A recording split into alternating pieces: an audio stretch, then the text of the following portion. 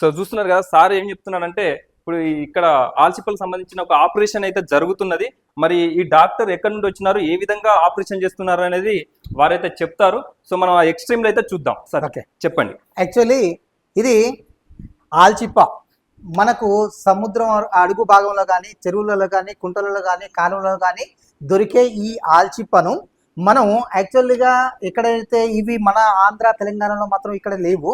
వీటిని మేము కలకత్తా నుండి తీసుకొని వస్తాం. మేము తీసుకొచ్చేసేసిన తర్వాత వీటిని ఒక 10 రోజుల వరకు ట్యాంకులలో స్టోరేజ్ చేసేసి దీన్ని మళ్ళీ తీసుకొచ్చేసి సర్జరీ చేస్తాం.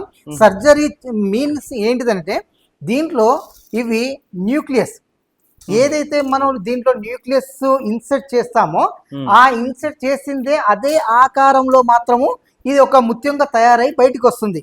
ఏ ఆకారం అయితే మనం వేస్తామో లోపలికి ఇన్సర్ట్, ఇప్పుడు ఫర్ ఎగ్జాంపుల్ ఇక్కడ ఇన్సర్ట్ జరుగుతోంది అంటే సర్జరీ జరుగుతోంది. ఇక్కడ ఏదైతే సర్జరీ దాని లోపల మనం వేస్తామో దాని మీద పోత పూసుకుంటూ వస్తుంది అంతే.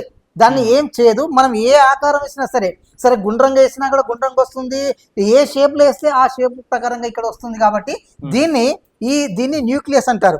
ఈ న్యూక్లియస్ అనేది దీంట్లో ఇన్సర్ట్ చేసిన దాని తర్వాత వీటిని మేము మెడిసిన్లో పెడతాం. ఈ మెడిసిన్ యాంటీబయాటిక్ మెడిసిన్. ఈ మెడిసిన్ ఒక ట్యాంకులో దీన్ని ఒక వారం రోజుల వరకు యాంటీబయాటిక్ ఇది మెడిసిన్. ఈ మెడిసిన్ దాంట్లో వేసేసేసి మేము ఒక వారం రోజులు దీంట్లో పెడతాం అనమాట. దాని తర్వాత తీసేసి జాలీలో కడతాం. జాలీలో కట్టేసి దాన్ని మళ్ళీ తీసుకుపోయి ట్యాంకులో వేసే వరకు బాధ్యత మేము తీసుకుంటాం. ఈ విధంగా మేము కల్చర్ చేస్తున్నాం. ఇప్పటి వరకు ఒక కల్చర్ అనేది ఒక 18 months క్రాప్ అనేది ఒకటి తీసేసిన మళ్ళీ సెకండ్ క్రాప్ కోసం మళ్ళీ వేస్తున్నాను అనమాట. సార్ ఇప్పుడు న్యూక్లియస్ ఉన్నారు కదా, సో ఇది ఎక్కడి నుండి తీసుకొస్తున్నారు, ఎంత మోతాదులో మీరు వాడుతున్నారు? అయితే ఈ న్యూక్లియస్ ప్లస్ ఈ యొక్క ఆల్చిప్పల్ అనేది మేము కలకత్తా నుండి ఇంపోర్ట్ తీసుకొని వస్తాం. ఇగో ఇది చూడండి, ఒక్క నిమిషం. ఇది ఆహారం తీసుకోవడానికి తన శరీర భాగాన్ని బయటికి తీసుకొచ్చింది. ఇది చూడండి. మళ్ళీ దాని తర్వాత ఇది ఆటోమేటిక్ దీనికి ఏదైనా స్పర్శ కలగడంతో అది లోపలికి పోతూ ఉంటుంది. అంటే ఆహారం తీసుకోవడానికి చేసే ప్రయత్నంలో తన శరీరాన్ని బయటకు తీసుకొచ్చేసేసి మళ్ళీ ఆటోమేటిక్ గా మనకు దాన్ని కొద్దిగా టచ్ చేసేస్తే లోపలికి పోతుంది. ఓకే, స్పర్శ తగిలితే ఆటోమేటిక్ గా ఏదో మనకు హాని జరుగుతుంది అని చెప్పేసి లోపలికి వెళ్ళిపోతుంది. సూపర్.